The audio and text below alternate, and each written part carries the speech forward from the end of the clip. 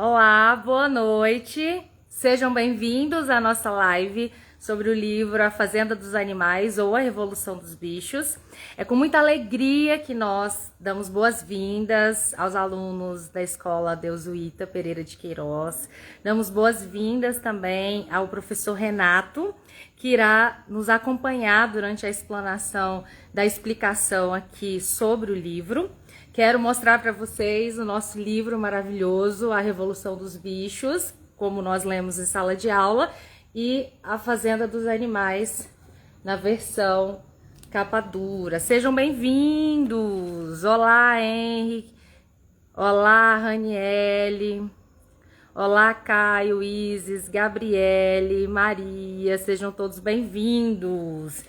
Eu quero primeiro agradecer pelo desafio aceito. Nós lemos um livro em sala de aula, uma fábula, todo um livro praticamente, com 10 capítulos. E foi um grande desafio, principalmente porque nós não temos o livro físico, nós não temos acesso a uma biblioteca física, e mesmo assim nós lemos um livro, o que prova que a leitura está muito além de questões estruturais, de questões físicas. Então, ler faz toda a diferença na vida de uma pessoa, e nós lemos uma obra incrível, que tem uma distopia, uma ideia fabular, uma sátira também incrível. E eu vou começar aqui fazendo uma introdução, para então convidar o professor Renato para entrar na nossa aula. Sejam todos bem-vindos. Vou acenando aqui para alguns. Façam suas perguntas ao longo da nossa aula.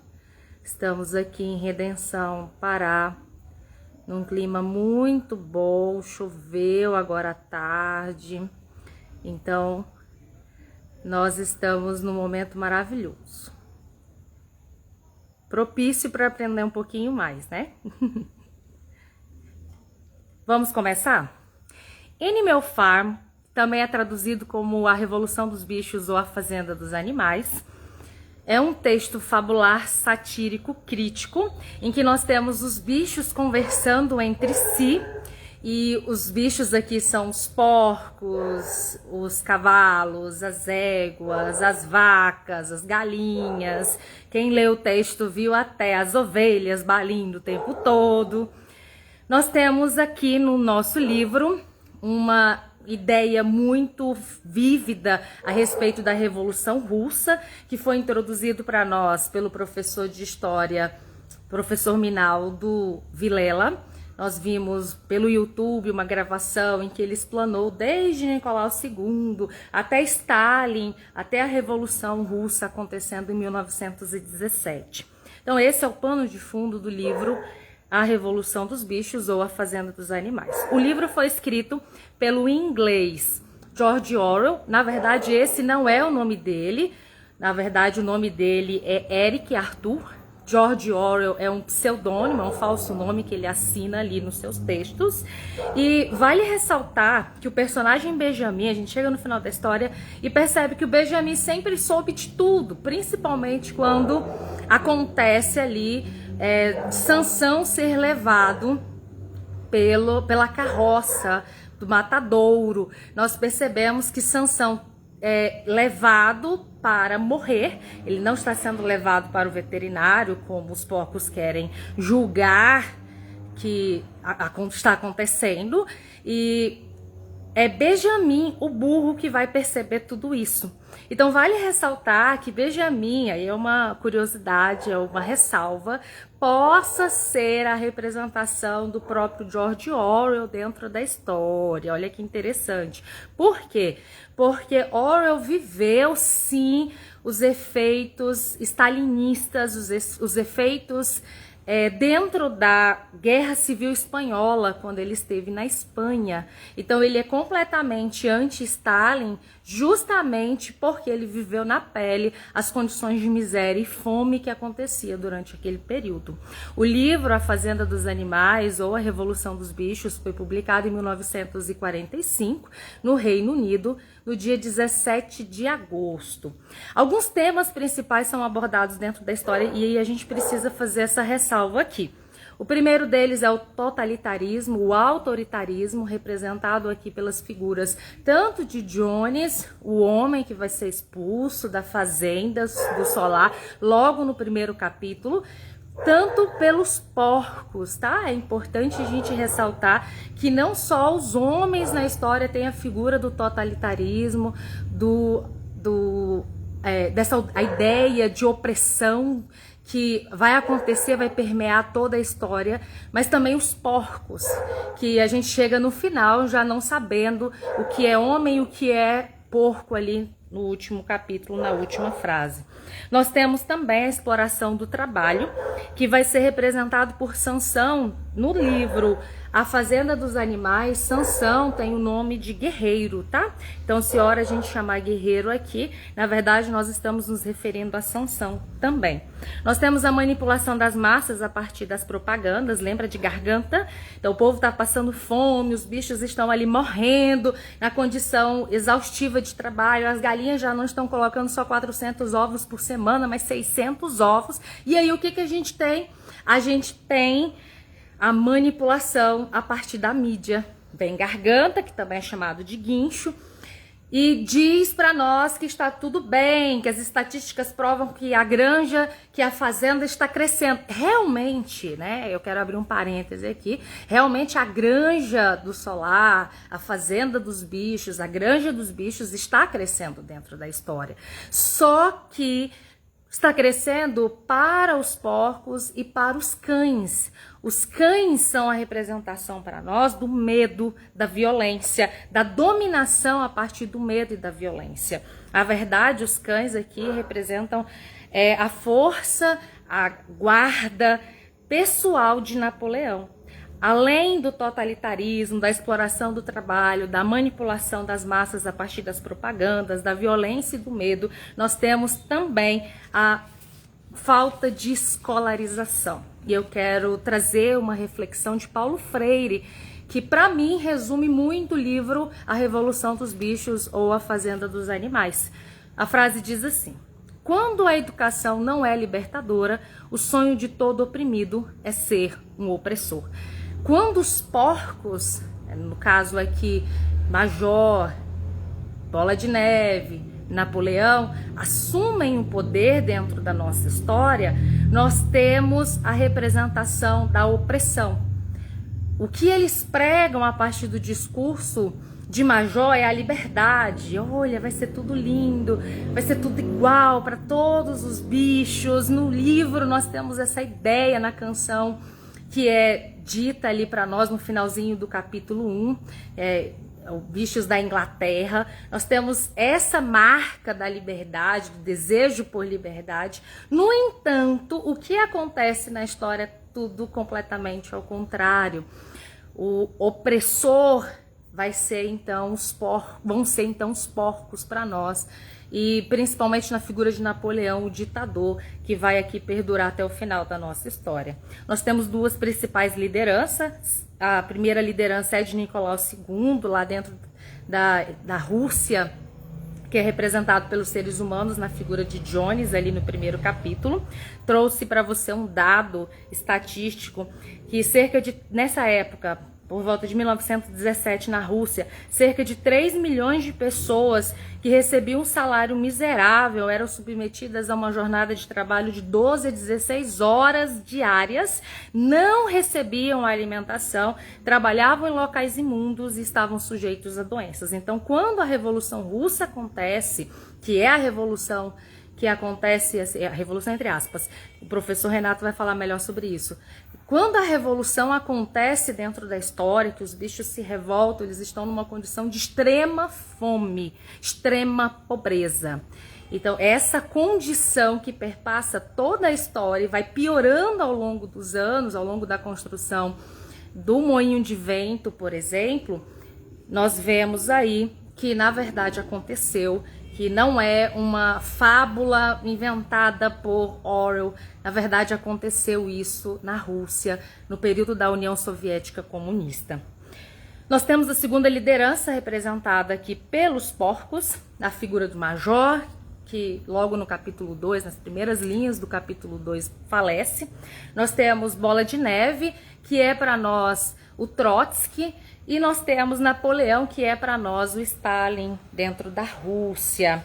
Major tem uma visão revolucionária, é interessante que ele pensa na liberdade, pensa ali na libertação dos bichos, ele pensa que os bichos poderão ter igualmente tudo. Então é Major que inicia para nós toda a revolução.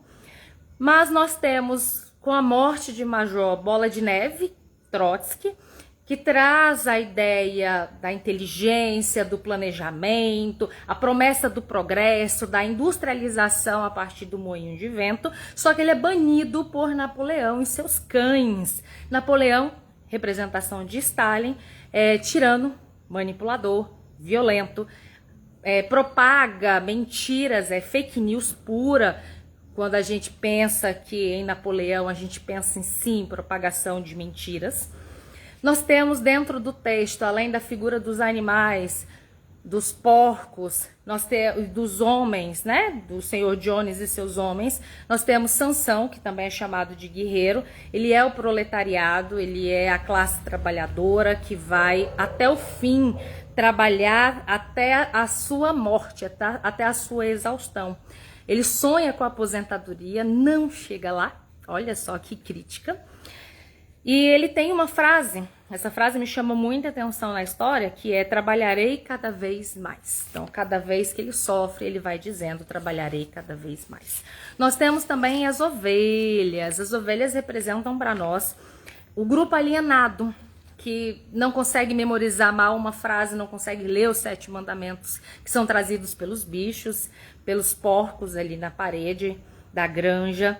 Nós temos a ideia de que 4 pernas bom, 2 pernas ruim, vai ser sempre repetida dentro da história, porque é a única coisa que as ovelhas memorizaram, é o único sentido que elas trazem para dentro da história, o que prova a alienação, a falta de conhecimento, a falta de escolaridade. Inclusive, vale ressaltar que bem no finalzinho do capítulo 9, nós temos a presença da construção de uma escola. Escola para as ovelhas? Escola para o proletariado?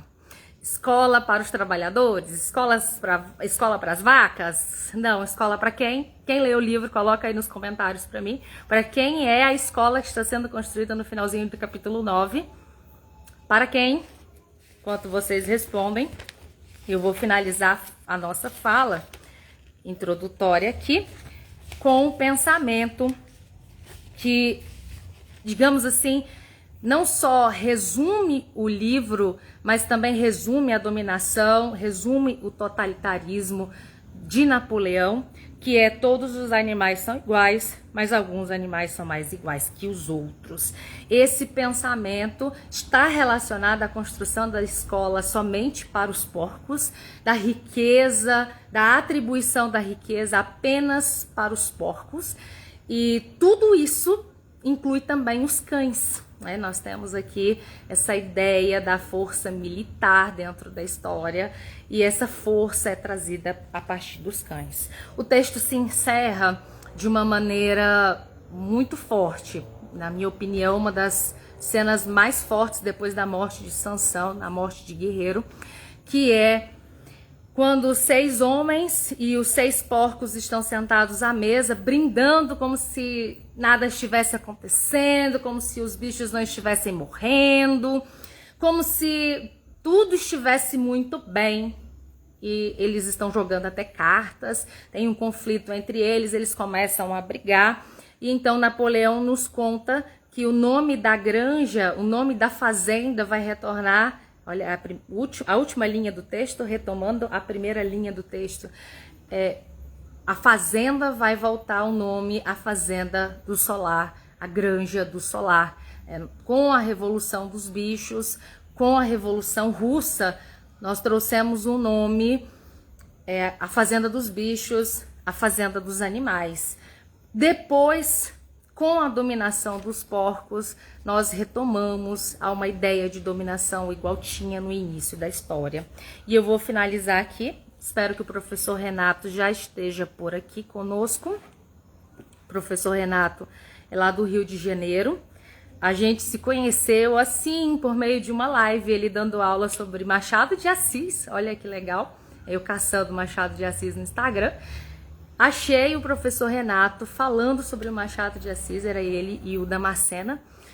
E então nossa amizade começou aí, isso na época da pandemia, e de lá para cá ele tem me dado muitas aulas, muitos puxões de orelha. É ele que me manda comprar esses livros bonitinhos assim, ó, 1984, por exemplo, de George Orwell, porque tem uma leitura um pouco mais aprofundada, né, do que outras leituras que nós temos aí. Eu vou fechar aqui a nossa introdução para chamar o professor Renato com a última parte do livro. O livro se encerra aqui e eu vou ler o último parágrafo do livro, que diz assim: 12 vozes gritaram com raiva, né? As 6 vozes dos homens e as 6 vozes dos porcos. Eles estão dentro da casa do Sr. Jones, né? Lembre que o Sr. Jones foi expulso, a gente já está no finalzinho da história. E todas elas eram parecidas. Olha que interessante isso aqui. Agora, não havia mais dúvida a respeito do que acontecera com os rostos dos porcos. Os bichos lá fora olhavam de porco para homem, de homem para porco, e depois de porco para homem outra vez. Mas já não era mais possível saber quem era homem e quem era porco. A reflexão de George Orwell é exatamente essa. Até que ponto nós, enquanto seres humanos, somos ou não somos considerados aqui parecidos ou com atitudes parecidas a de determinados seres históricos que a gente fala assim, meu Deus, que absurdo, né? Stalin, que é a representação de Napoleão, mata muitas pessoas no período da Revolução Russa, e são pessoas dentro da sua própria nação, enquanto Hitler, essa informação eu peguei com o professor Minaldo, enquanto Hitler mata pessoas de outras nações, é Stalin que vai matar pessoas da sua própria nação. No livro nós temos os cães destroçando as ovelhas que apenas pensaram em algo parecido com o que Bola de Neve pensa. E essas ovelhas já são mortas, já são destroçadas na frente dos outros bichos. Pensa que história. Eu quero saber o comentário de vocês a respeito do livro. Vocês gostaram da nossa leitura? Gostaram da sugestão do livro? Já conheciam o livro, né? Talvez você já tinha lido a nossa história. Eu vou procurar aqui o professor Renato enquanto vocês vão escrevendo. Sejam todos bem-vindos, quem eu não falei o nome. É com muita honra que nós recebemos vocês aqui na nossa aula.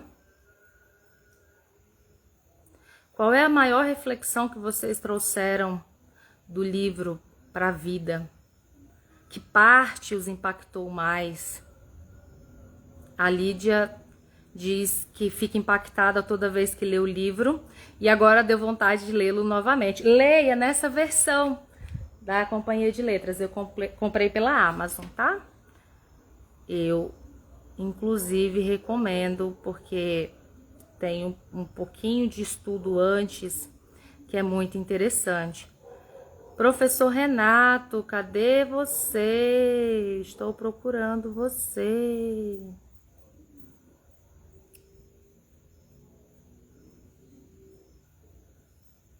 Eu vou ler os nossos comentários, tá? Fiquem à vontade.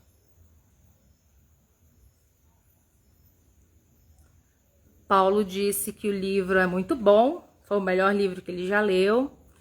Daniel Ribeiro diz que é muito bom o livro. A Fernanda diz que é um livro forte. O PV Campos diz que viu o filme no YouTube sobre o livro.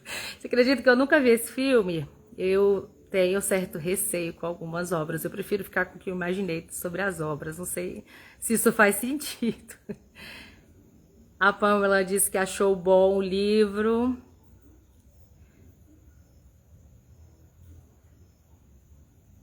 A Laura diz que a maldade humana no livro sobre os bichos, creio que seja esse o comentário que mais chamou a atenção dela. Foi uma ótima leitura. Eu estou lendo os comentários. Me abriu mais para o autor. Interessante. Recomendo 1984, tá? É uma distopia um pouquinho mais forte, também um pouquinho maior, dividida em 3 partes. Mas você chega no final acreditando que 2 mais 2 são 5. Não vou te contar por quê, tá? Vou deixar aqui em aberto para você ler o livro. O José disse que gostou do livro, foi o melhor livro que já leu. Olha que maravilha! Rê, eu quero te convidar para fazer parte da live. Por favor, faz um comentário. Aqui, achei.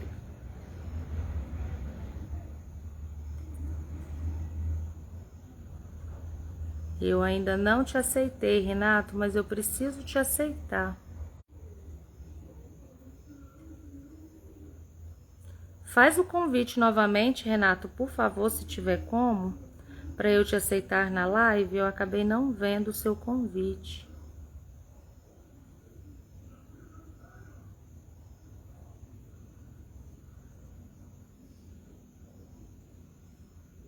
Sejam todos bem-vindos. Quem está entrando agora, a live vai ficar gravada.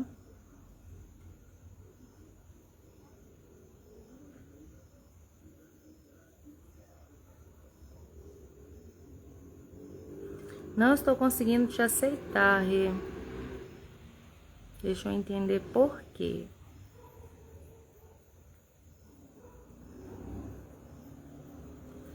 Rê, tenta fazer o convite novamente, por favor. Sair e entrar na live para fazer o convite, para eu tentar te aceitar. Eu não estou conseguindo aceitar a sua solicitação anterior.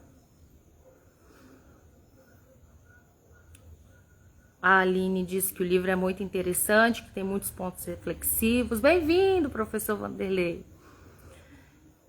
Oh, a Thaís disse que achou o livro com reviravoltas. Dá um frio na barriga, né? Ele é um frio assim, diferente. A gente fica com a sensação de que Bola de Neve vai voltar, que tudo vai ficar bem. E, na verdade, isso não acontece. É um texto fabular, mas com um fundo de verdade muito interessante.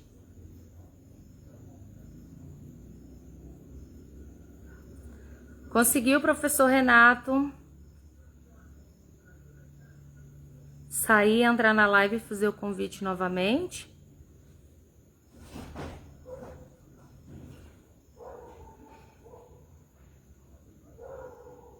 Agora eu consegui.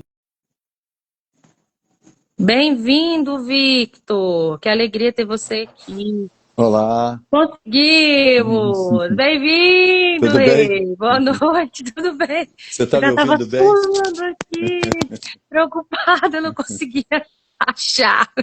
Bem-vindo, Bem-vindo. Pô, estamos te linda. ouvindo. Tá ouvindo bem então, né? Estamos. Ah, que legal. Cara, que linda abertura você fez aí, me emocionou. Achei muito Sério? bonito. Que bonito. Achei Esse muito livro fala bonito. comigo. Eu achei muito bonita a sua apresentação. Eu achei de uma consistência que eu fiquei pensando assim, cara, o que que eu vou fazer nessa live? Ela já trabalhou o livro todo. Eu vou só dar um tchau para a galera do Pará e vou embora, né? Meu Deus. Achei tão bonito o que você falou, né? Com um senso de profundidade, com um senso da paixão, né? Que é o que me move daqui, né? Muito bonito, muito bonito. E Tamo junto. eu não poderia deixar O de café, lembrar, cara. Não podia deixar de lembrar a xícara. Desde as xícara lives, branca. eu guardei, e aí eu lembrei assim, pô, ela sempre falava da xícara branca. Eu estava usando uma Marfim, né? Aí eu peguei pra Olha que gente conversar. gracinha. Sempre café, claro. Vamos começar então? Vamos, Vamos. vamos. Bom, eu quero de cara já agradecer a todos que estão presentes. É uma alegria imensa estar aqui. Isso faz me lembrar tanta coisa, principalmente aquilo de um sofrimento que seria para mim um sofrimento atroz em plena pandemia. A gente sob um governo tirânico, sem empatia nenhuma, A gente já sofria com a pandemia, sofria com o governo, e de repente eu escrevo um poema para o Damasceno, sem pretensão nenhuma, era só uma inspiração. Eu envio para ele, ele tocado e ele impossibilitado de trabalhar como todos nós, cria a live e me convida para fazer a abertura sobre Machado de Assis. A ideia dele era convidar outras pessoas. Mas o nosso casamento sempre foi muito bonito, que acabei ficando só eu. Expulsei as outras pessoas e nós fizemos 6 meses de live, analisamos 9 autores e fizemos perto de 30 lives, se não mais do que 30 lives. Foi quando eu te conheci. E foi também uma amizade bonita nossa. Me fez, em 2022, 2 anos depois de te conhecer, ir para o Pará, né, para a gente fazer uma apresentação. Estive aí na escola, né, na Deus Wita, com muita alegria. E era assim, a minha ida era para fazer na faculdade. E eu falei assim para você, eu quero conhecer a sua escola pública, porque eu sou um professor da escola pública. Aí você falou assim para mim, tá, eu vou te levar lá. Quer falar para eles? Ah, era tudo que eu queria. Falei, Clarice Lispector, claro que eu o quero. primeiro beijo. Exato, aí nós combinamos, enfim. E pretendo voltar aí um dia, quem sabe. Bom, vamos falar de 1900 e... Ah, já ia falar de 1984. Vamos falar da nossa Fazenda dos Animais. Eu vou começar pelo título. Vou apresentar outros livros, Porque Escrevo, de George Orwell. Isso foi um presente da Paulista, né, da Pro, da Carolina, que ela me deu. Também conheci pela live. E, obviamente, 1984, da mesma edição, linda, né? Isso aqui foi um presente. Bom, vamos começar. Eu devo dizer a todos que a Raimara, na apresentação dela, ela de fato colocou as coisas bem pertinentes do livro, algumas coisas que eu até rascunhei para colocar. Obviamente, eu vou, então, a partir disso, não precisar retomar esse ponto, partir de um outro viés, percorrer uma outra linha, que é uma linha também interessante, para que a gente possa pensar sobre o livro. Vocês já reconheceram como fábula. Não sei se eu consigo encarar esse livro como uma distopia, mas eu encaro ele como uma fábula romance, né, porque ele tem uma estrutura de romance, com as personagens encarnadas em animais. Então nós estamos diante, né, de um romance fabuloso, se a gente puder assim classificar. Eu não sei se ele é sátiro, claro, ele é irônico, ele é debochado, mas ao mesmo tempo ele é muito sério. Ele passa uma mensagem muito bonita, que foi muito mal usada durante muito tempo. Por isso, me faz querer começar pelo título. O título é em inglês, Animal Farm, Fazenda dos Animais. E, de repente, o livro chega ao Brasil em 1964, não por acaso, em plena ditadura militar, ou seja, eles tinham acabado de tomar o poder, uma ditadura autoritária, uma ditadura sanguinolenta, né, porque ela vai caçar, cercear liberdades, matar e esconder os corpos, por exemplo. Ela durou aqui nesse país 20 anos. Mas esse livro chega ao Brasil publicado com o título A Revolução dos Bichos. Onde se tirou isso? Então, é por isso que eu quero começar agora pelo título. Mas repare, essa tradução ela vem do inglês dos Estados Unidos, que estava usando esse livro, principalmente chefiado pela CIA, para manipular, dizer que aquilo que Orwell, né, quis dizer sobre o autoritarismo de um modo geral, aí, metonimicamente falando, ele usou Stalin, ele usou o ponto de vista russo da União Soviética, mas isso é só um ponto. Eu diria que, como uma questão de contiguidade, o macro, na verdade, é qualquer autoritarismo. Então, ele usa um ponto para dizer de outro. O que, se fosse em Nelson Rodrigues, eu diria que era uma frase de fundo falso. A gente vai falar disso depois. Mas, enfim. Mas, repare, ele chega aqui no Brasil com essa propaganda negativa e com um título que remete de uma forma muito sutil, sem que a gente perceba, uma ideia negativa. Qual é a ideia negativa? De uma revolução feita pelos bichos. Significa dizer que aquilo que os bichos fizeram no romance vai acabar feio, vai acabar mal visto, significa dizer, qual é a propaganda que eles querem passar? Que qualquer revolução que se tome o poder é feia, acaba mal. Percebeu agora? Ora, isso é, agora, repare como isso é grosseiro, como isso fez possivelmente no seu túmulo balançar os ossos, né? O George Orwell deve ter ficado horroroso com isso. Mas por quê? Porque isso é uma apropriação indébita de uma obra. Em nenhum momento do texto aparece a palavra revolução. De onde se tirou isso? George Orwell usa rebelião, mas ele não usa revolução. Entende agora? Então a mensagem que fica quando a gente lê o livro e percebe que aqueles animais eles foram perversos com os seus próprios entes, né, com a sua própria espécie e com a espécie de seus semelhantes, aquilo é ruim. E isso que é ruim está sobre um conceito de revolução. Cara, isso é péssimo. Até que a mesma Companhia das Letras contrata um outro tradutor e ele retoma, né, o título original, A Fazenda dos Animais. Repare que eu trabalhei esse livro na faculdade. E a primeira coisa que eu faço quando eu chego é reclamar do título. Mas eu ainda não tinha esse estudo profundo acerca disso, acerca desse ponto. Ora, então, a partir de agora, para nós, vale sempre dizer o seguinte, olha, a gente tem que se referir a esse romance ou a essa fábula como A Fazenda dos Animais. Não repetir jamais aquilo que essa propaganda negativa está tentando fazer uma lavagem com a gente, de uma revolução dos bichos. Combinado assim? Combinado. Ok? Beleza, então vamos partir dessa ótica. Repare, a mensagem final é muito bonita, né? O texto é bonito. A mensagem final é bonita porque ela é uma denúncia. Eu estou usando aquilo que eu presenciei como denúncia. Só uma outra parte. O George Orwell ele é indiano, nasceu em Benguela, na Índia, né? Exatamente. Ele Eu vai faço para a essa Inglaterra. observação quando os alunos vão usá-lo na redação dissertativa. Olha, ele é considerado inglês, mas ele não nasce na Inglaterra, né? É, Ele, na verdade, nasceu na Índia. nasceu na Índia. E ele participa da Guerra Civil Espanhola. E, na verdade, o que ele viu. Repare, como ele participa da Guerra Civil Espanhola, ele participa como um humanista, alguém que está defendendo uma linha de pensamento que é uma linha muito próxima da esquerda, contra os seus opressores na Espanha. Ele vai também ele vai entender o que é isso e ele percebe o que está acontecendo na União Soviética a partir de Stalin, a partir da apresentação que você fez. Então é nisso que faz com que ele se revolta e compõe esse maravilhoso livro chamado A Fazenda dos Animais. Mas entenda, você vai dizer, mas por que a propaganda da direita, ou essa propaganda suja, fez esse uso negativo para cercear qualquer ideia de revolução, qualquer ideia de libertação?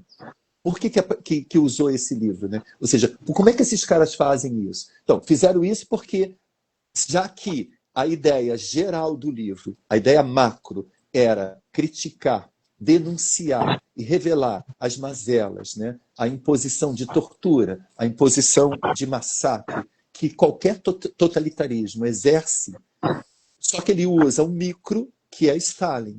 Então, aí a propaganda da direita faz o seguinte, olha, ele está falando não do totalitarismo, ele só está falando da União Soviética. A União Soviética é conhecida como comunista.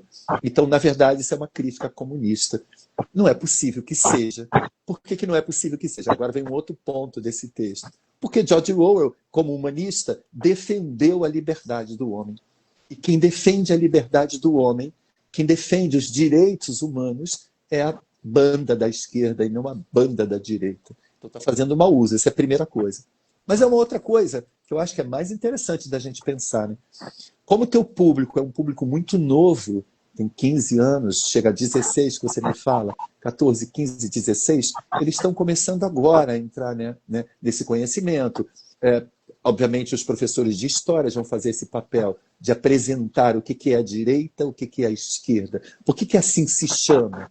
Então, quando eles estudam a Revolução Francesa, eles vão entender, né? Aqueles que sentaram à direita do rei eram os conservadores. Aqueles que sentaram à esquerda do rei eram os revolucionários, eram os progressistas. E assim o mundo acaba sendo dividido. Quando vem a Guerra Fria, ou você está de um lado ou você está de um outro. Né? Não existe o meio termo. Né? Ou você defende os Estados Unidos ou você defende a União Soviética. Seria mais ou menos isso. Mas entenda, se George Orwell defendeu a liberdade, Se ele denunciou totalitarismo, significa dizer que a sua linha de pensamento é uma linha libertária, progressista, à esquerda. Até aí tudo bem? De acordo? Ok. Perfeito. Mas repare, ele constrói um livro a partir de um ponto de vista.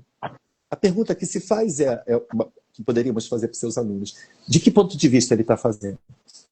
O ponto de vista desse narrador, ele é mais próximo de Jones? É uma pergunta. Ele é mais próximo de Jones? Ele é mais próximo de Napoleão? Ou ele é mais próximo do Major ou mais próximo de Bola de Neve? De onde parte esse ponto de vista em termos de característica? Para a gente começar a refletir. Entende agora? Então, Entendo. repare, quando você começa a pensar sobre isso, peraí, esse narrador, ele é mais simpático a Bola de Neve ou ele é mais simpático a Napoleão? Pergunta aos seus alunos, quem ele é mais simpático? Ele tem na memória o Major ainda perpassa a memória de toda essa história, ou ele é totalmente esquecido, como foi banido e depois cancelado, é um termo nosso, né, um termo atual, como foi o Bola de Neve. Então, assim, eu pergunto, sobre que ponto de vista essa história é narrada? Só para você pensar, tá? Só para a gente pensar, que aí eu vou prosseguir. Se os seus... Pergunta, traduzindo a pergunta, qual que é o mais sonhador? É Qual que é o mais isso. idealista de Então, todos eles? mas o ponto de vista da narrativa vai mais para que lado? Ele é mais humanista ou ele é mais ou ele é o que denuncia esses maus É o que tratos? denuncia. Opa, se ele é o que denuncia, ele está mais perto dos que são libertários, Na- daqueles que têm compaixão e que têm afeto pelos que sofrem. É isso? Se assim o é, esse ponto de vista é o ponto de vista da esquerda. Eu diria mais. Se o nosso público fosse mais maduro, maior, tivesse mais estudo, diríamos que o ponto de vista é marxista. Exatamente. Percebe agora? Então, de cara, o que a gente está revelando? Esse narrador é um narrador da denúncia. Ele está denunciando esse estado de coisas. Então, jamais, para esse narrador e para essa história, para esse ponto de vista, revolução mesmo, de verdade, vai ser pejorativa, vai ser negativa. Ok agora? Aí, se desse ponto de vista nós entendermos que aquilo que os porcos fizeram e terminaram por fazer, ou seja, não tem saída, aí eu concordo com a tua abertura e vou dizer assim, isso é uma distopia. A gente não tem saída. Não adianta colocar os animais no lugar dos homens, porque se nós assim o fizermos, eles vão se tornar homens. Vão andar em duas patas, vão comer sobre mesa e vão dormir sobre cama. E beber uísque. E fumar charuto. Só não falaram de café lá. É verdade. Bom, então aí tudo bem até aí?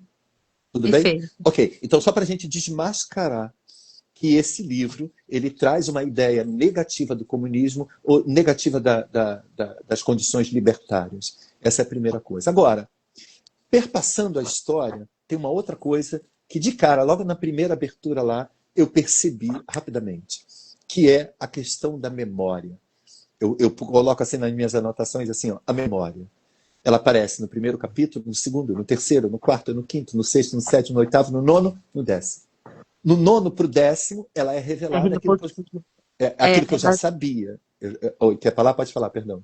Não, ela se perde um pouco porque os bichos começam a morrer. E a gente começa a perceber que somente alguns lembram do Senhor Jones, lembram do início. Tem mais. Eu vou te falar que tem mais. Mas vou chegar lá, mas vamos lá. Então ela está perpassando todos os capítulos. Todos os capítulos. Na verdade, quando eu digo memória, eu estou dizendo assim, ó, como que essa população da fazenda, que eu também já vou fazer uma outra abertura, como essa população da fazenda perde a memória, não tem memória. Pô, os caras não lembram porra nenhuma, não lembram. Falei palavrão. Avisa eles que eu sou do Rio de Janeiro. E no Rio de Janeiro a gente tem o hábito de falar O palavrão. Mas professor Renato é do Rio. E é normal, tá? É normal. Não, cara, olha, eu evito não falar. Eu evito falar. Eu já estou me policiando, estou aprendendo, mas dessa vez saí. Enfim, vamos lá. Mas voltando. Em sala de aula eu tenho parado. Eu diria que eu estou 80% melhor. De verdade, de verdade. Mas voltando. Ora, ninguém lembra nada. Nada, ou lembra mais ou menos. Aí vai lá e vê, pô, O único que tem memória, você já tocou, que é um caso que eu também separei aqui, que é o Benjamin. O E aí a gente vai Benjamin. falar sobre ele daqui a pouco. Mas ele é o único que mantém essa memória. Mas fora ele, e outra, ele mantém a memória, mas ele não fala. Então a memória para ele é silêncio. Ele só vai falar no final do romance. Mas ninguém tem uma memória.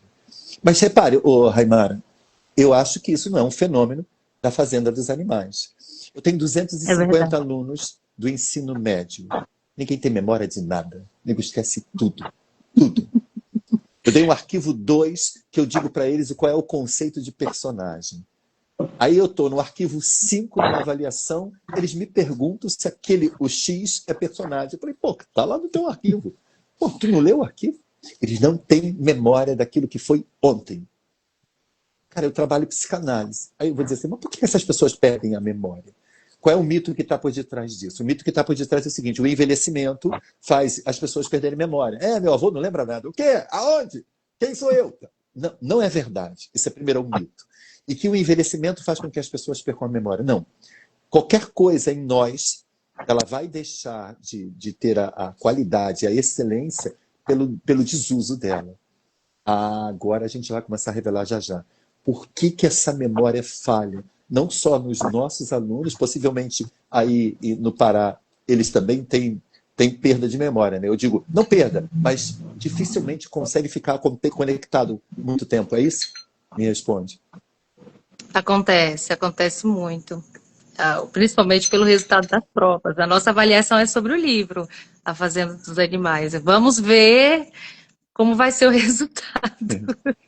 É, mas você vai perceber isso, né? Que eles têm dificuldade para lembrar aquilo que você deu mês passado. Cara, No você lembra bingo. quando eu tratei em outubro assim? Mas por que que isso acontece? Isso piora após pandemia. Isso piorou. A gente pode falar disso já já. Mas enfim, essas personagens não têm memória, elas não têm memória, elas não conseguem lembrar. Elas vão no mandamento lá, né? No mandamento. Nenhum animal matará outro animal. Aí daqui a pouco vem o expurgo, aquela cena terrível, que é a pior cena do romance, ela está historicamente associada ao expurgo de Stalin. Stalin matou Exato. mais de 100 mil pessoas. Mas eu digo, ela é então uma associação direta. O Stalin matou os seus contemporâneos, os seus compatriotas, né? Os porcos e os cães mataram os seus compatriotas. Pertenciam à mesma pátria. Matou. Beleza. Esse foi um expurgo horroroso e as pessoas ficaram muito mal. E aí, até que um personagem diz assim, mas peraí, me leva lá na parede onde estão os mandamentos, porque eu me lembro de que nenhum animal deve matar outro animal. Quando chega lá, tem um acréscimo. Nenhum animal deverá matar outro animal sem motivo. Aí ela diz, mas eu não lembro, engraçado, eu não lembro que isso estava. E assim vai com todos os mandamentos. Todos eles são acrescidos de algo, e ninguém tem memória, salvo o Benjamin.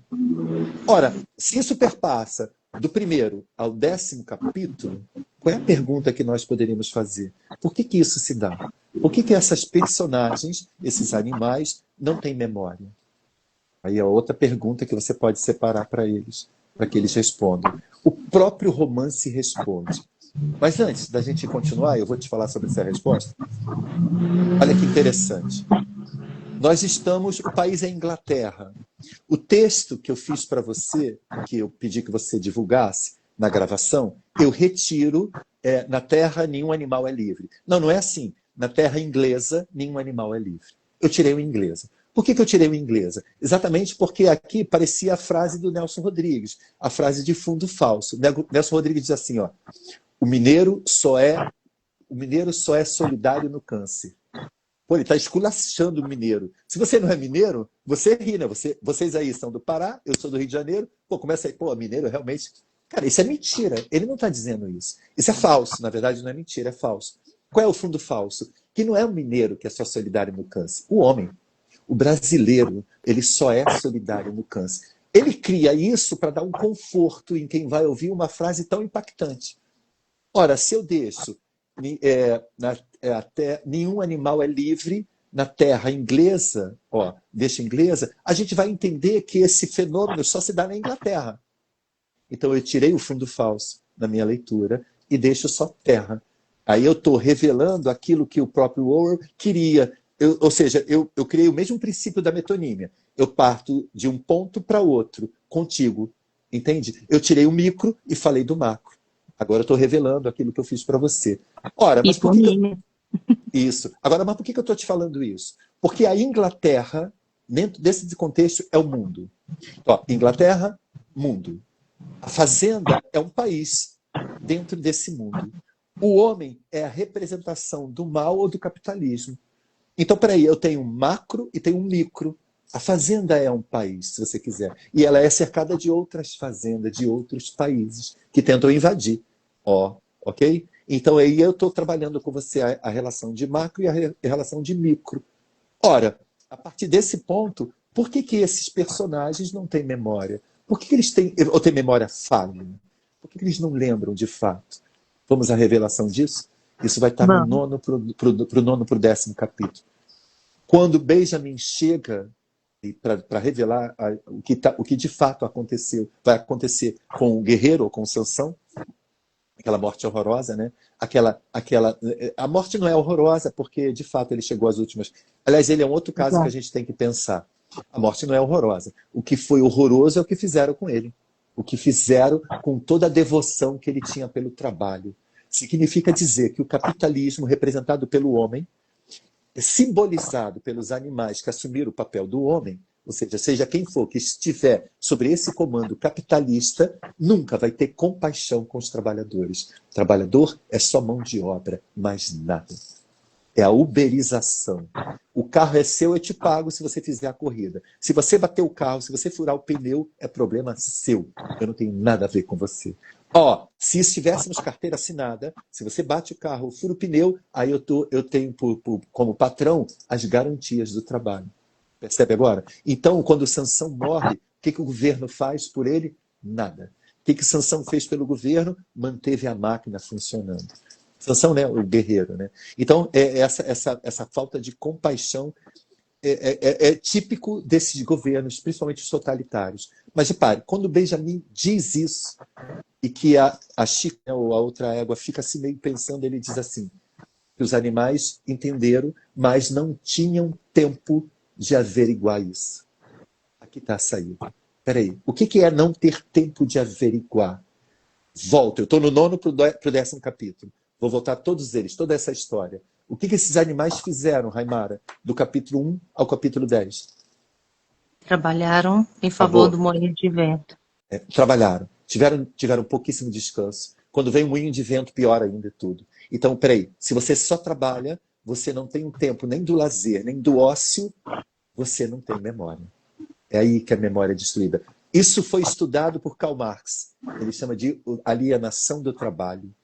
Por que o trabalho é alienado? Porque ele não me dá o ócio, ele não me dá o tempo necessário para eu ler. Eu preciso de leitura. Eu falei para você que eu reli esse livro de sábado para domingo. Eu gastei, vamos botar assim, horas. Eu acho que eu gastei, sei lá, umas 8 horas de 2 dias para ler o livro. Mas eu tenho esse tempo como professor. E aquele que não o tem, é aí que ele vai perdendo a memória. Se ele não tem o lazer, se ele não tem o ócio, ele não tem memória. A memória é destruída pelo trabalho repetitivo, contínuo. Mesmo as lesões musculares, né? O que é o LER? Lesão por esforço repetitivo. A memória vai sendo deteriorizada assim. Mas só o Benjamin tinha memória. Isso é uma lógica, é uma mágica de um personagem que passa fora desse contexto. Você não vê o Benjamin trabalhando como as ovelhas. Você não vê o Benjamin trabalhando como guerreiro. Você não vê. O Benjamin está sempre à parte. Usou a sua inteligência para poupar-se. E ele dizia desde o início, a primeira abertura do livro, os burros têm vida longa. Ok? É isso. Essa é a personagem que... Repare, o que significa Benjamin? Na definição, é o filho predileto de Deus. É o filho do braço direito. A etimologia do termo. É o nome bíblico. Aí percebe agora? Predileto por quê? Braço direito por quê? Ok? Então ele vai ser a consciência, uma consciência viva que George Orwell cria nesse personagem. Ele é de tom pastel, né? Você não vê ele assim muito nítido na obra, mas ele está permeando. Ele vai sempre ser um ponto de consciência para toda essa obra linda, maravilhosa. Linda, maravilhosa. Esse é um ponto. Mas olha, vamos a um outro ponto, para não deixar despercebido, que é a personagem da égua Chica. Ela aparece muito No, pouquinho. Pode no falar. livro A Revolução dos Bichos é Quitéria. Ah, perdão. Tem essa mudança. Ah, perdão. Eu vou tratar como Chica, que Quitéria é muito feio. Que me perdoe as quitérias da vida. Vou tratar como Chica. Essa personagem aparece muito pouco. Quando os animais tomam poder, eles assumem a fazenda, ainda com Napoleão em Bola de Neve, ela está enamorando uma outra vida. Ela era Ah, vaidosa, ela não, essa é a gostava de filho. Mimosa. Ah, mimosa? É, eu tô confundindo. A Ok, Quitéria é amiga do Sansão. ok. Ah, A ok. Tulipa. Ok. Então ela gosta das fitas. Eles dizem, olha, você não pode mais usar essa fita. Essa fita é do tempo e ela não Açúcar na entende. boca. Ela não entende. Açúcar é fabricação do homem. Você não pode se misturar a eles. Ela não entende isso por conta da vaidade. Até que uma amiga dela a vê falando com um homem da outra fazenda e que o homem tinha feito carinho nela. E vai a ela, cara, é isso. No outro dia ela foge. E ela É fora vista tosada, pelo corvo, meio né? cabresto. Ela foi vista e feliz, né? Feliz. Eu fiz uma Então, comparação em sala de pode aula, falar. uma comparação bíblica do povo de Israel quando sai do Egito, né, 430 anos de escravidão, e aí o povo no deserto, as roupas não se descosturavam, o calçado não se acabava, eles tinham comida que caiu do céu, tudo bonitinho. Coluna de fogo, coluna de nuvem, bonitinho. E aí, de repente, do nada, eles, ai, que saudade das cebolas do Egito. Aí eu falei, essa é a figura da nossa personagem. Mesmo livre, ela está escrava. Ela nunca vai ser livre, de fato. Ela é escrava da vaidade, né?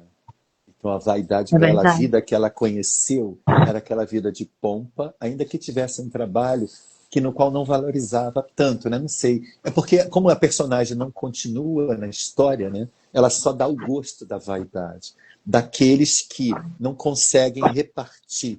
Porque a palavra comunismo vem aquilo que é comum. Então, é partir. Pô, a ideia é maravilhosa. Se a ideia ainda não foi implantada, ela é maravilhosa. Não por coincidência, o texto que eu mando para você é o Major. É o Major falando. O Major é Lenin. Lenin morreu muito cedo, né? Morreu no começo. E todo o ideal dele, o ideal de libertação, o ideal de libertar o seu povo, era muito bonito. Eu vou dizer uma outra coisa muito bonita, mesmo em tempo tão feio como o nosso, né? A palavra Israel, ela passou a ser uma palavra muito nociva nos tempos de hoje. O que Israel faz com a Palestina é horroroso. Agora eu vou consertar minha frase. Não é o que Israel faz com a Palestina, mas é o que o governo, esse atual governo de Israel, faz com a Palestina. Então, peraí, por que eu estou fazendo essa ressalva? Porque a ideia da construção de Israel é linda. A ideia da construção de Israel é muito próxima da ideia de um comunismo, da ideia de uma divisão. Olha, eu tenho uma escritora israelense aqui, chamada Efrátia. Pô, ela está por aqui em algum lugar. Se eu achar, eu caço ela aqui para você. Eu tenho muito. Eu gostei demais de tê-la lido. Efrátia, ela é filha da primeira leva de russos que foram para onde hoje é a terra de Israel. Ela é filha do primeiro, do primeiro levante. Tem um nome isso, técnico, que agora não me vem. Se eu soubesse que eu ia citá-lo, eu tinha separado. Bom, repare. E ela, então, os seus pais morrem, mas ela vai crescer nesse Israel. Acho que ela morre ali perto dos anos 80, não tenho certeza. Até um pouquinho mais.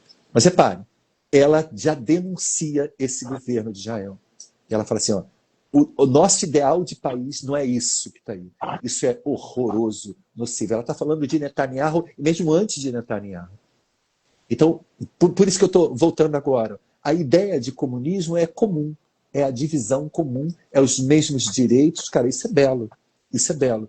Isso está mais, no caso da Chica, essa égua, qual é o nome dela? Mimosa? Isso. Mimosa parece nome de vaca. Eu falei a mesma coisa em sala de aula. Mas então, ela não consegue conceber essa ideia. Mas ela não era uma pessoa, um personagem nocivo. Então ela prefere ficar no mundo capitalista. Alguns preferiram, sem pegar em arma, eu digo, sem debater, sem lutar contra a liberdade de outros. Mas, enfim, então é uma personagem que eu diria, ok, não conseguiu. Não conseguiu vencer a escravidão que estava interna dentro dela. Já que é esse ponto que você coloca. Agora, tem outro caso que a gente precisa pensar. O caso do Moisés. O nome não é à toa. Tem outro nome ele lá na... Não, ele é Moisés mesmo. Moisés mesmo? Então, É, Moisés é a representação da religiosidade. É exatamente. a representação da religião. Ora, por que ele é a representação da religião? Porque nesses países em que o comunismo tenta se experimentar, o que acontece? O marxismo ele é materialista, ele não é espiritualista. Ele é materialista, ele é pautado na ciência, na observação da lógica de uma realidade e de uma lógica, de uma realidade política. Então, não estou muito interessado em Deus, não estou interessado em espiritualidade. Alguns são até contrários, outros apenas ignoram, ó, isso não me interessa. Ora, é comum que esses países que têm tanta coisa aqui na Terra para resolver não se preocupem, eu digo esses governantes, esses teóricos, não se preocupam com a questão religiosa. Então Moisés ele representa esse intercâmbio, ou esse ponto. Ele fala de um futuro, No ele fala de um futuro. futuro, de uma terra que ninguém conhece essa terra, pressupõe o céu, ou pressupõe o pós-morte, e ninguém dá ouvido para ele. Fala, aqui a gente não. No caso dos trabalhadores, não que eles não fossem, no caso dos animais, não que eles não fossem ou não tivessem a questão religiosa, mas tinham tanto trabalho que nem para ir para a igreja dá tempo. Não é isso? Eu não tenho mais força para ir para a igreja. Esse é um ponto. Do ponto de vista dos governantes, eles têm tanta coisa para roubar, tanta coisa para usufruir. Vou dando ouvido para Deus, né? O cara não acredita em Freud, vai acreditar em Deus. É o contrário. Ele não acredita em Deus, vai acreditar em Freud? Percebe agora? Então eles não estão nem aí, no caso especificamente do governo, no caso do Napoleão. Então esses contrapontos que o George Orwell faz são brilhantes. A Chica como a representação da vaidade, Guerreiro como a representação do trabalho alienado, que eu não falei ainda dele, mas eu vou voltar já. O Benjamin como a representação da consciência e Moisés como representação da religião.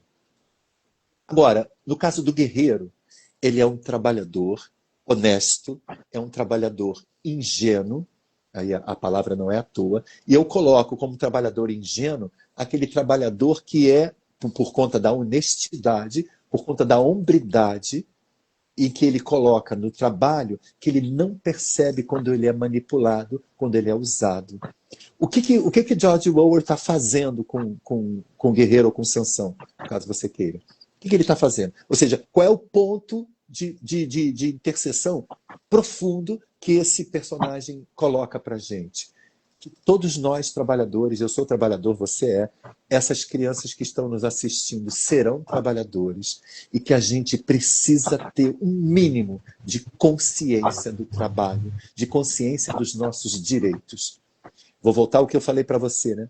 Você falou para mim, eu não vou citar nomes, mas você falou para mim, Renato, estou me desligando de X, lembra disso? E eu falei para ti assim, ó, Raimara, lembre-se, na homologação do fim de um contrato, você tem que ter as garantias, o sindicato tem que te representar nas seguintes garantias. De que teu salário seja contado em todos os anos que você trabalhou, sempre do ponto alto dele. O ano que você mais ganhou, ele tem que ser dividido, somado pelos anos que você trabalhou.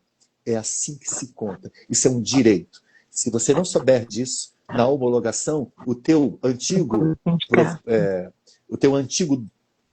patrão vai usurpar de você. Não deixa. O que isso significa? Significa que você e eu não seremos guerreiros. Não seremos trabalhadores alienados. Entende agora? Ou seja, lutaremos pelos nossos direitos. O que o guerreiro não pôde, não sabia. Não sabia como recorrer. Ou seja, ele não pensava na aposentadoria, porque ele não entendia a aposentadoria como um direito. E como direito. Ele só achava que o trabalho era o direito. Então, esses pontos, essas interseções no texto, que seria interessante fazer. Porque você já fez a tradução da obra, você já fez todo o apanhado profundo da obra. Então, o que me restou? Restou fazer esses pontos de interseção para você, para mostrar a grandiosidade dessa obra. Quando ela termina dizendo que os porcos e os homens são tão parecidos que eu não consigo distinguir a voz, do cheiro, do comportamento, significa de que homem e porco é a mesma coisa. Mas peraí, já que o homem representa o capitalismo e o porco representaria a comunidade, o comunismo aqui, representaria, mas deixa de representar, se ele se iguala ao homem, o que o capitalismo é? Porco. Ah, agora eu estou fazendo uma denúncia. E que o que porcalha a vida é o capitalismo. Essa é a mensagem de George Orwell. É um ataque frontal, não só a qualquer autoritarismo, mas principalmente, se quiser, no nível de abstração muito maior, ao capitalismo. O que é, de fato, nos massacra é o sistema capitalista.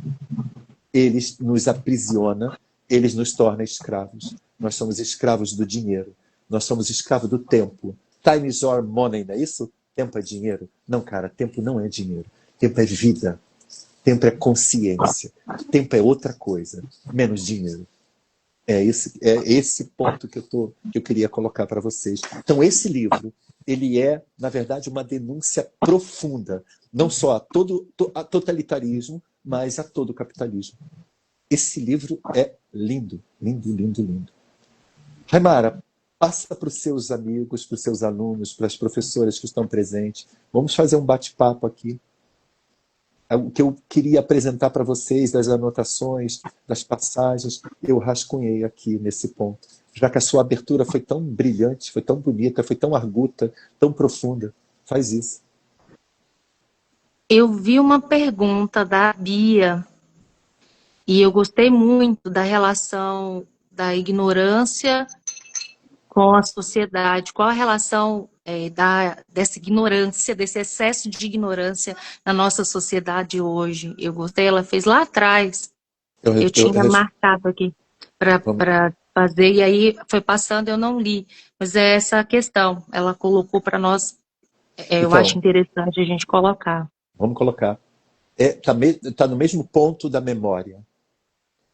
É ignorante porque eu não tenho tempo de estudo. Cadê a escola? E o domingo, que é sagrado, não era domingo. Depois do moinho de vento, não era mais domingo. Era um dia comum. Então, se eu não tenho tempo de lazer, nem de recuperar as forças gastas, como é que eu vou ter? Como é que eu não vou ser ignorante? Não é só o Sansão. O Sansão morre como exemplo, né? Como um personagem exemplar, para dizer que o trabalho alienado mata. É isso que ele está dizendo. Mas todas as outras personagens também estão mortas. Todas elas. Todas elas. Salvo o Benjamin. E o Benjamin não está morto porque ele tem consciência. É assim, ó, respondendo para a professora. Não existe morte. E quem falou isso é Cortella, hein? Eu nem curto tanto. É o Cortella. Ele diz assim, mas por que não existe morte? Enquanto alguém lembrar de mim, eu estarei vivo. Opa, então peraí. O que é vida? Vida não é estar com o órgão funcionando, com a mente. Não. Vida é consciência. Enquanto ainda existir nas consciências, estou vivo. Quando eu deixar de existir na consciência, eu estou morto. Agora estou aproveitando para dentro do livro, né? Ou seja, essas personagens são alienadas, essas personagens não têm consciência e são ignorantes porque não têm tempo. Não foi oferecido a eles o conhecimento ainda. Parece que é a massa de manobra de todos. Fala. O Davi fez uma observação aqui que eu gostaria de fazer essa leitura. Mas a questão não é só uma questão, não é só em questão de quem está no governo agora, mas quem esteve nele também com as mesmas oportunidades. Que leva em consideração que quando os porcos assumem com o discurso de liberdade, eles acabam repetindo as atitudes, até a figura do chicote do Sr. Jones no decorrer da história. Eles não só repetem as atitudes, mas também a opressão, eles repetem maldade e num nível que, na minha opinião, é tão sangrento quanto acontece na época do Senhor Jones na história. Então, mas aí tem que fazer só uma ressalva. Esse é fato que ele coloca, mas isso é só depois que o Bola de Neve é expulso. Antes do Bola de Neve isso não tinha.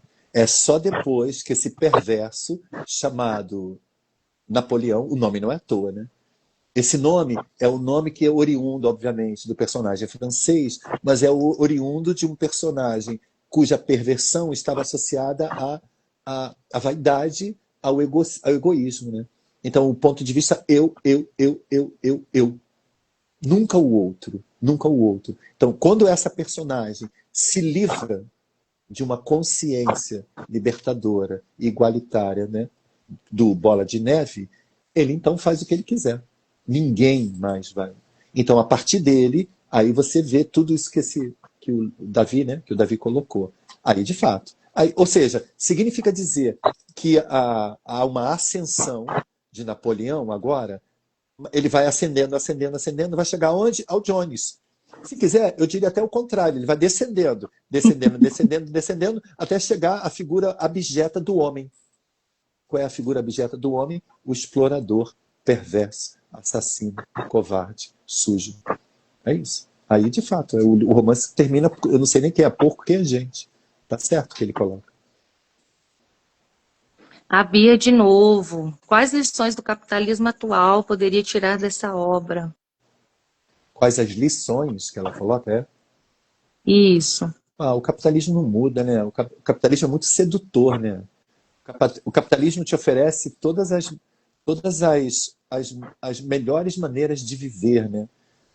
O capitalismo, ele ajuda a nossa vida, né? Hoje eu não corto alho. Eu vou ali no hortifruti, o alho já está cortado. O alho já está limpo. Hoje eu não sinto calor. Eu ligo o ar-condicionado refresca a minha casa. Hoje eu nem gasto gasolina, eu compro um carro elétrico. O carro elétrico eu só carrego em casa. Então o capitalismo é muito sedutor. Mas à custa de quê? Então aí, você vai dizer assim, olha, o carro elétrico veio revolucionar a indústria, porque é uma energia limpa. E não é. Ela é limpa e imediatamente ela não polui o ar. Mas a sua bateria é feita de lítio, entre outros minerais, que eu preciso recolher da mineração. E aí Brumadinho já fala por si, né? O que foi Brumadinho? Entende agora? Agora vamos partir para uma outra corrida. Ora, as lições do capitalismo é o seguinte, que o capitalismo é isso, ele é sedutor, ele é cheiroso, ele é limpo, ele é lindo, ele é maravilhoso, à custa de que o outro trabalhe para você. Ou seja, para eu comprar um alho cortado, é preciso que alguém tenha cortado ele, que eu não sei quem foi, exatamente. Eu só fui lá e comprei. Já está cortado, isso facilitou a minha vida. Mas espera aí, desde que eu tenha dinheiro para o ar-condicionado, para o alho cortado, para o carro elétrico, coisa que eu não tenho. É assim, ó. Cara, você é livre, nós vamos já entrar em férias. Por que você não vai para Paris? Porra, tá aí. Eu sou livre, eu posso ir a Paris a hora que eu quiser. Beleza, vai. Porra, eu não tenho dinheiro. Então, peraí, eu não sou livre. Então vamos parar com essa palhaçada de que o capitalismo é o que liberta. Pelo contrário, nós somos escravos. Okay. Respondido. Sim. Tem mais outro? Esse tem mais outro. Vai. Agora é a hora do... Darros perguntou assim, o Benjamin seria basicamente quem na sociedade? Boa pergunta. Eu acho que o Benjamin é aquele que não se deixa... São raros esses personagens, mas é aquele que não se deixa levar pela mídia, aquele que não se deixa levar pela facilidade das coisas. É aquela pessoa que tem princípio, aquela pessoa que confia na consciência, na intuição. Eu diria até, se quiser, ao pé da letra, que é o Cristo. Porque o Cristo é assim, qual é a medida de Cristo? Isso que você está fazendo é bom ou ruim? Mas eu não sei se é bom ou ruim. Bom, beleza, já que você não sabe distinguir o bom do mal, joga para você. Se te fizessem isso, seria bom ou ruim? Seria bom, faça. Se isso voltado para você é ruim, não faça. Então, Benjamin é essa consciência pura. Eu diria que é esse cristão. Aliás, com a ressalva do Nietzsche, né? O Nietzsche vai ser assim, o único cristão que eu conheci foi Jesus Cristo. Ele está sacaneando os que acertavam cristão. Eu nunca vi cristão pegando em arma, né? Cristão que diz bandido bom é bandido morto. Está no texto, inclusive, uma passagem dessa, daqui a pouco eu volto a ele. Homem bom é homem morto. Lembra? Tem uma passagem nesse texto. É, a gente fez essa ressalva. Eu vi, foi uma tirinha da Mafalda que dizia assim: se matarmos todos os bandidos, sobrarão quem? Aí o quadrinho seguinte: somente os assassinos. Maravilha, né? Maravilha. Que Coisa linda. reflexão, né? Que coisa linda. Que coisa linda. Olha, eu não conhecia isso. Ó, o Levi está colocando aí o Açúcar de Ferreira Goulart. Ferreira É um poema Goulart. lindo. Poema lindo, lindo, lindo, lindo. Esse açúcar que adoça o meu café em Ipanema não foi feito por mim, nem apareceu no açucareiro por acaso. Por de onde vem esse açúcar? Ele não veio da mercearia do Oliveira, porque o Oliveira não sabe fazer açúcar. Pô, você não veio de onde? Ele também não veio das usinas. Ah, ele era cana, ó, nos canaviais, e foi plantado e colhido por os homens que morrem de velhice aos 27 anos e não tem escolas. Nossa Senhora. Morte e vida severina. Nossa Senhora. Esse é o açúcar. Esse é o açúcar do Ferreira Goulart. É isso, cara. É isso. Isso é o capitalismo. Entendeu agora? Vai, vamos ver se a gente tem mais. Perfeito. Deixa eu dar mais uma olhadinha aqui. Se tem mais alguma pergunta. Não colocaram mais perguntas. Eu espero que tenham gostado. Foi uma alegria estar aqui. A gente Maravilhoso. deveria fazer. Você pode fazer mais lives, porque eu acho tão bonito. Faz tempo. Eu estava com tanta saudade disso, né? Eu tenho muita saudade. Eu falo com o Levi é um meu amigo que está aqui presente, e eu falo para ele assim, cara, às vezes eu estou jantando, eu ponho minha live com a Damascena, lembrando, né? Eu ia trabalhar as formigas com meus alunos. Eu baixei estava todas lembrando. elas. Aí chegou, eu sei, você me deu. Tem uma pergunta aí. Chegou uma pergunta. Cara, Um livro sensacional. escrito Emave XVV, não sei quem é.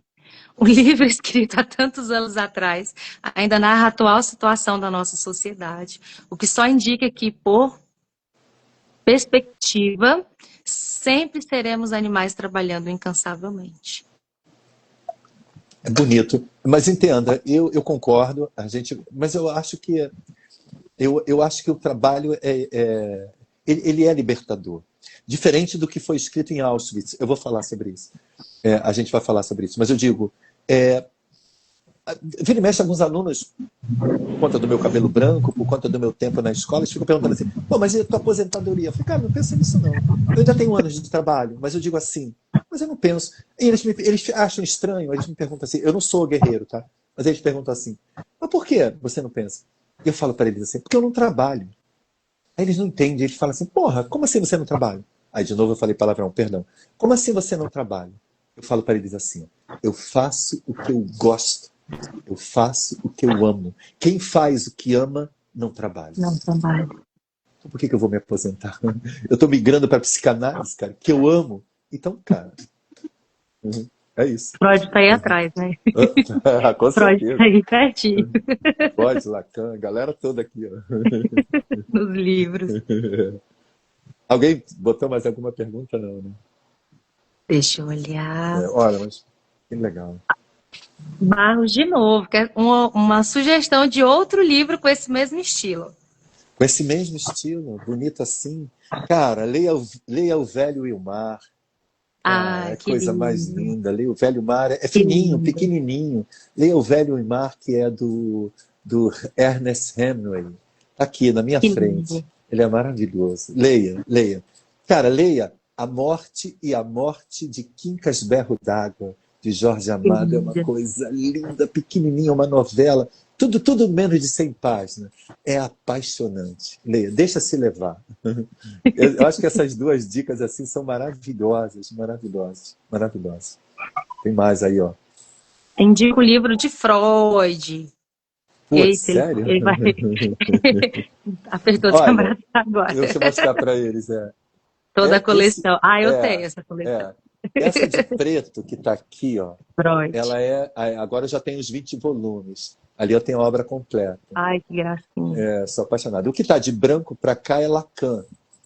E o que está de cor de abóbora é Melanie Klein. Só psicanalista. Eu sou muito apaixonado. Pô, para Freud, tá, ok. Tô pensando aqui. Para alguém que vai começar agora, por Freud, eu acho que aqueles textos, ó, além do princípio do prazer, é um bom texto para quem está começando. Para não começar exatamente na questão mais técnica, né?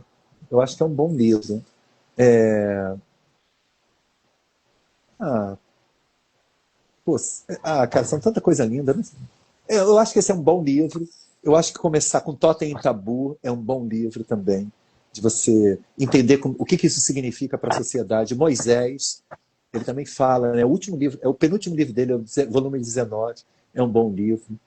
Ó, tem tanta coisa boa. Quer começar de verdade? Começa com o volume 2, chamado Histeria. Os primeiros casos que vão aparecendo para Freud, de onde vem o nome, né? Porque psicanálise, né? Vem de uma paciente, que ela fala assim, ó, é a cura pela palavra. É ela que diz para ele, a palavra que me cura. E aí ele, putz, e ali nasce a psicanálise. Vai lá, vai gostar. Tem mais gente aí, ó. Por que os animais se rebelam contra o Senhor Jones? Ai, por tantos motivos, Pô. principalmente por Ela, conta da fome, do primeiro porque abandono. ela abandonou, né? O lugar onde eles dormiam estavam, sabe, em condições Nossa, precárias, não eram bem alimentados, eram maltratados. Ninguém aguentava mais isso. E aí, quando vem alguém com uma ideia, a ideia de que um futuro humano, humano, aspas, né? Um futuro, vou trocar porque humano não era, mas um futuro promissor, um futuro igualitário era uhum, possível. Isso parte da ideia do Major. Eles então, e ele diz mais: a revolução virá. Não sabemos como, né? Essa rebelião, essa tomada de poder virá. Não sabemos como. Parece que ela surge do nada, né? O Johnny chega bêbado, os animais, e agora? Prum. Mas ninguém combinou direito. Eles pegaram uma oportunidade para tomar o poder e expulsar os caras. E agora começa. Vamos colocar em prática. O Major já está morto, né? Vamos colocar em prática aquilo que foi o ideal do Major. E olha, conforme os capítulos vão avançando, o Major vai sendo esquecido. Por quê? Porque eu estou subvertendo aquilo que ele disse. Na verdade, eu só quero poder. O que ficou por trás do perverso Napoleão? Ele queria ser o Jones. E foi, exatamente. né? E acabou sendo. Vai. Temos pergunta aqui. Ok, mas diante ao capitalismo, como poderíamos mudar isso? Porque temos tantos outros sistemas opostos, mas será que eles não nos levaria para outros problemas? É o Davi. Sim, sempre teremos problemas. O homem é problemático, né? Eu acho que o grande problema é o homem. A abertura que eu faço, né, do homem fica legal, né? Porque quem está narrando aquilo sou eu, que sou um homem. E fica legal, não é gênero agora, estou falando da espécie. Então, assim, é isso. Sempre teremos problemas. A questão é que se a gente tiver uma educação e um governo ou um sistema que priorize educação, saúde, já tá de bom tamanho, né? Já está de bom tamanho. Eu acho que essa É o é a grande mínimo. questão, né? Aqui no Rio de Janeiro tivemos uma matança de 121 pessoas, ou algumas envolvidas, outras não. Mas repare, eu sou particularmente contra e já sabia que esse massacre ia ser muito, muito violento dessa natureza. E não foi planejado. Foi planejado só entre as polícias. Você vai dizer assim para mim, pô, cara, mas era um confronto. Confronto com 121 mortos de um lado, 4 do outro. Isso é massacre, isso não é confronto. Cercaram muitos, mais de 70 na mata, no morro aqui no Rio de Janeiro. Eles cercaram. Cara, reparem, eles eliminaram esses caras. Aquilo foi morte sumária. Mais de 70. O que a população fez? Desceu os corpos e botou na praça. Se a população não faz isso, o governo do Rio de Janeiro já tinha invertido o número. Que princípio era 64, ele disse 58. Se a população não faz isso, ele diria que eram 20 os mortos. E tínhamos mais de 100. Repare, a população então agiu. Botaram os corpos na rua. Conta aí agora.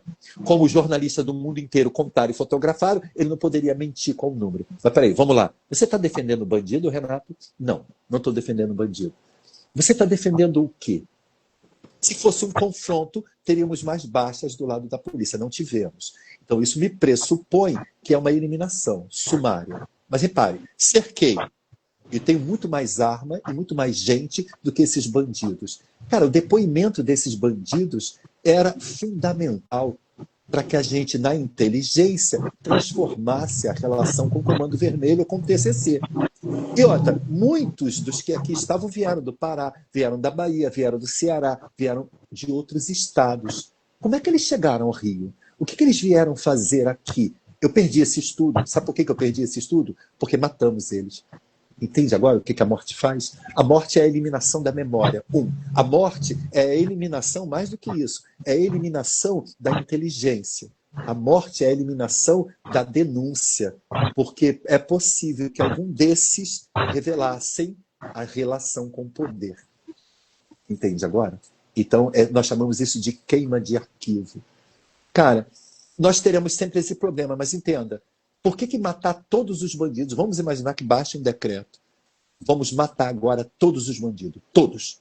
Amanhã terá bandido? Não, pô. A gente tá beleza. Sobraram os assassinos. Mas ok. Os assassinos dentro dessa lógica deixam de ser assassinos, cumpriram uma ordem. Aspas, né? Mas beleza, eliminamos. Então, peraí. Se a gente matar todos os bandidos, não teremos mais roubo? Não. No primeiro momento, não. Mas por que no segundo momento teremos? Por que isso não vai acabar, mesmo que elimine todos? Posso dar a resposta?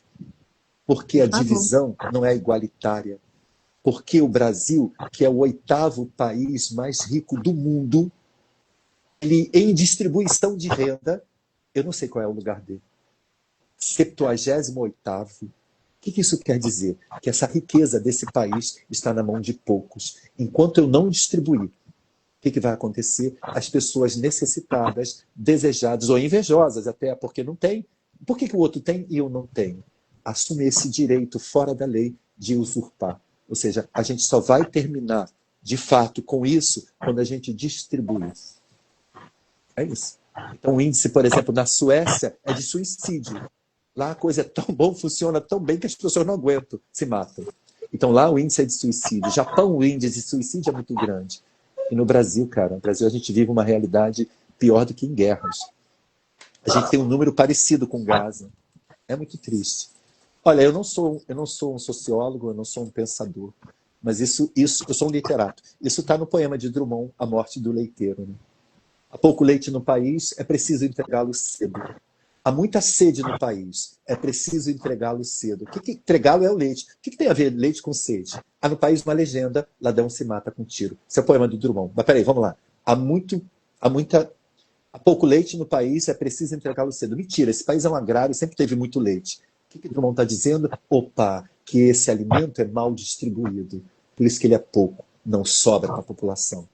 E ele diz, é preciso entregá-lo cedo, tem que ser logo, senão isso vai dar merda. Aí ele diz, há muita sede no país, sede de justiça, é preciso entregá-lo cedo. Leite como metonímia de alimento, eu preciso distribuir os alimentos.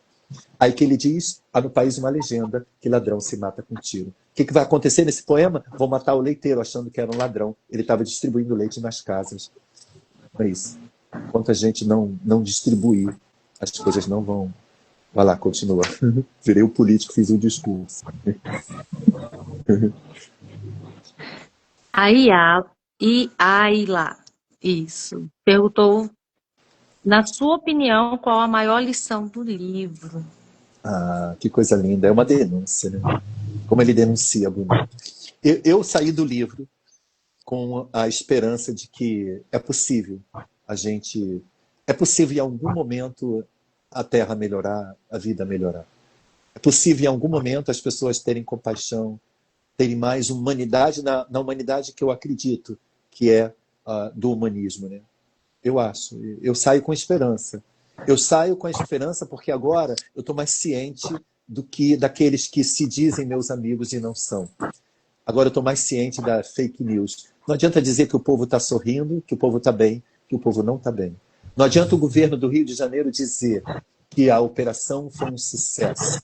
121 mortes, isso não é sucesso em lugar nenhum.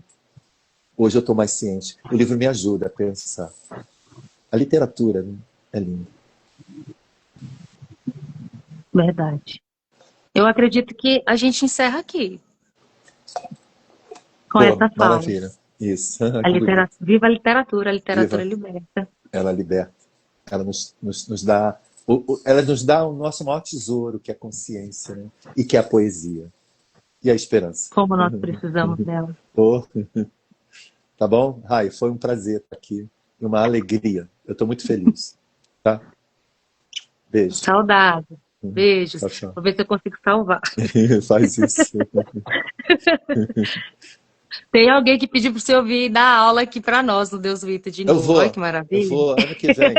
Pode contar. Em 2026 estarei aí. Ó, ano que vem. Tá bem Isso, aí. estarei aí. Beijo. Nós agradecemos a todos. Beijo no coração. E que o livro fique para sempre, né, no nosso coração. Para sempre. Amém. Amém.